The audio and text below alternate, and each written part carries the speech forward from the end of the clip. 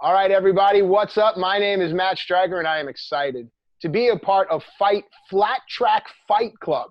It may not be easy to say, but it's going to be easy to watch. It comes our way June the 9th. That's a Tuesday, 8:30 p.m. Eastern Time. It is a host of stars, and one of them joins me right now. And honestly, I have to say, I don't think we'd be having this event if it weren't for the things that you've accomplished over your career. Thank you so much for joining us, Mr. Chris Carr. How are you today? Well, thank you, Matt. I'm doing great, but man, I'm itching to get back on a motorcycle, and we've got a great lineup of racers, guys that I've raced with in the past.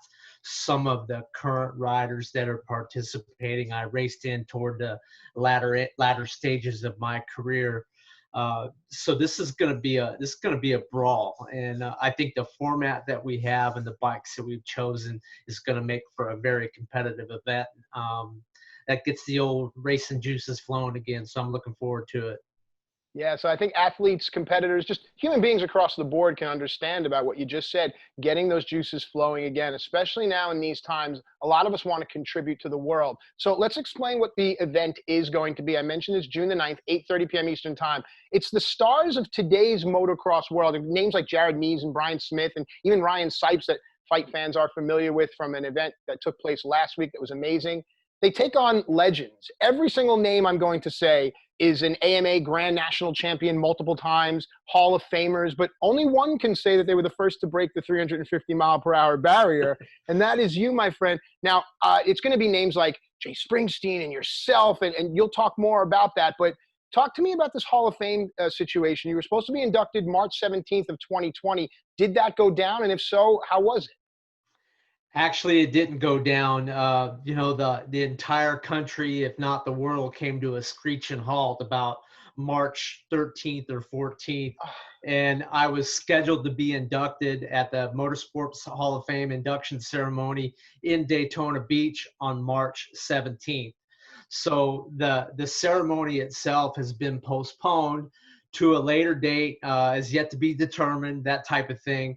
So my induction ceremony has been put on hold. But in the meantime, this opportunity to go around in circles and race against my fellow competitors for many years came along, and it'll certainly help fill the void for me. And it's our hope that it's going to fill the void for the many multitude of thousands upon thousands of flat track fans out there as well.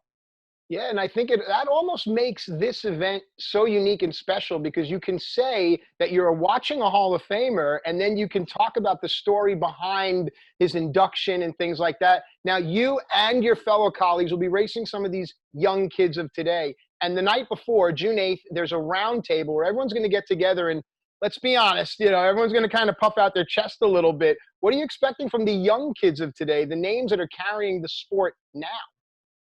Well, a couple of them are pretty cocky anyhow by nature, and they have to be very honest with you. In order to be at the top of the game in a sport like flat track, you got to carry around a certain amount of arrogance that, when you step onto the racetrack and you tighten up the straps on your helmet, that you're the guy to beat that day.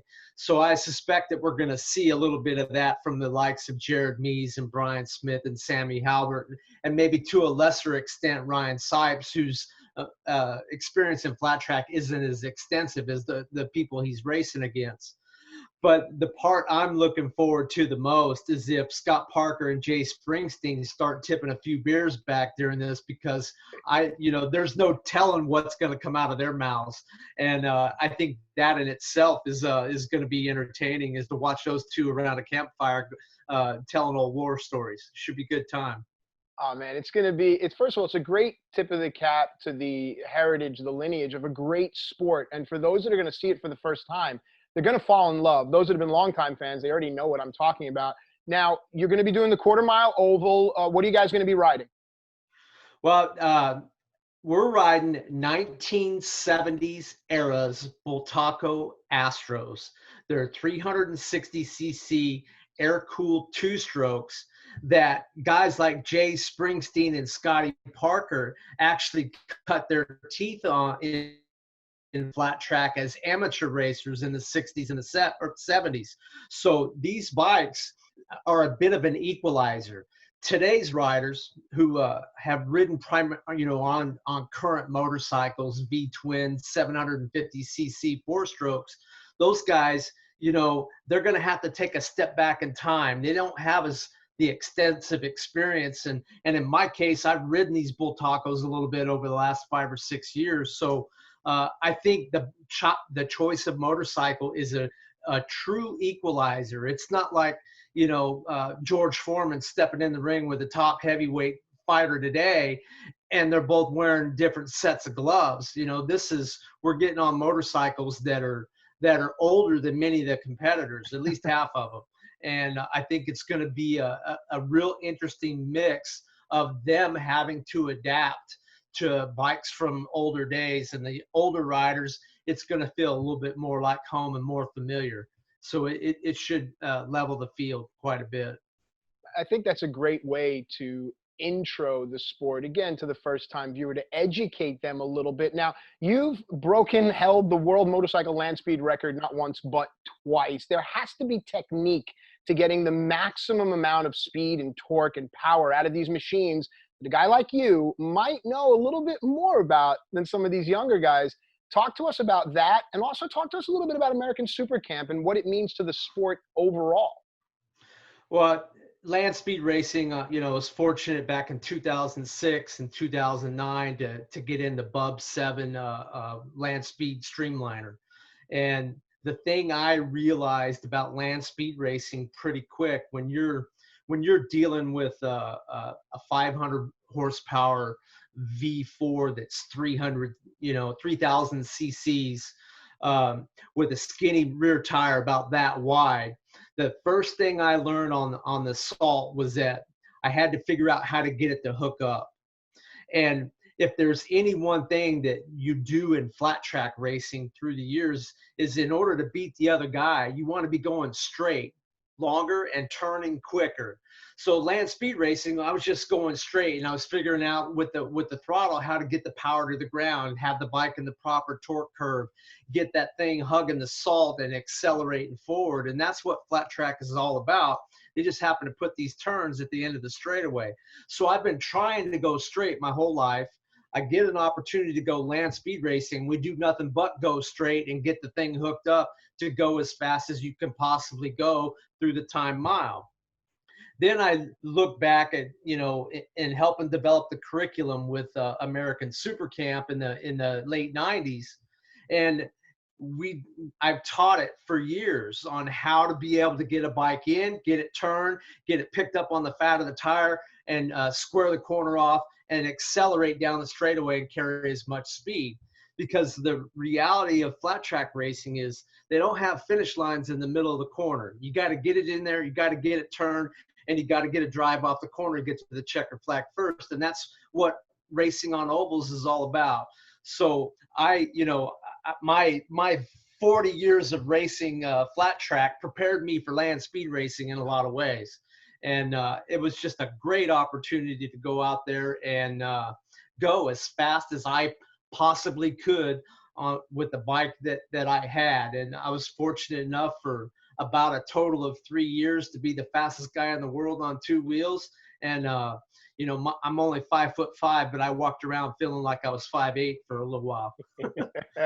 Nothing wrong with that, my man, at all. Just, wow, fascinating to sit here and listen to you talk about that. I mean, just genuinely, I think a lot of people are going to enjoy it even more now that they're going to be watching for, which ways do the riders distribute their weight, and are they going to be able to let the tires hook up, as you say. You've added such an amazing element to the event. So personally, thank you. And I'm sure everyone watching thanks you. All of this is about bringing entertainment. We talk about, the time we're in and we're all in this together. And we've heard this almost ad nauseum. But at the end of the day, we all come together to see something entertaining that we can further understand. That's a wonderful thing that you, as well as your riding mates, are a part of.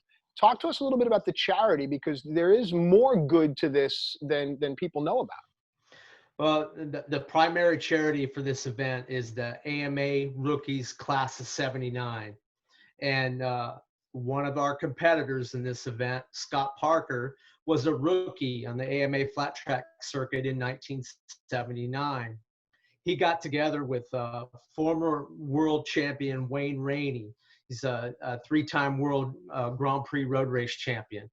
Bubba Schober is a class of 79 alum as well. He went on to 3 AMA Grand National Flat Track Championships and a Superbike title, I believe. And there's a whole host of others. And also in that group, the gentleman that runs, and I use the term gentleman kind of lightly, his name's Charlie Roberts. And Charlie is a big proponent for the class of 79. He runs this thing, and he's done a fantastic job over the last 9 or 10 years hustling money for injured flat track motorcycle racers. I mean, it goes without saying that riding motorcycles around ovals on these confined areas has been a dangerous sport. And, you know, I myself, as well as many of the competitors, have seen a lot of good friends and fellow competitors get severely hurt or worse through the years. And this charity does a great job at helping assist those riders in needs, families that are needing help to care for their loved ones. And so it's a great opportunity for us to continue to raise money while there's not much in the way of any kind of racing going on right now. And so the opportunity for us to be able to, one, entertain flat track fans, and then two, be able to raise some money to help guys that we know are going to need help down the road. I mean, how could I say no? I'm in. Let's go for it.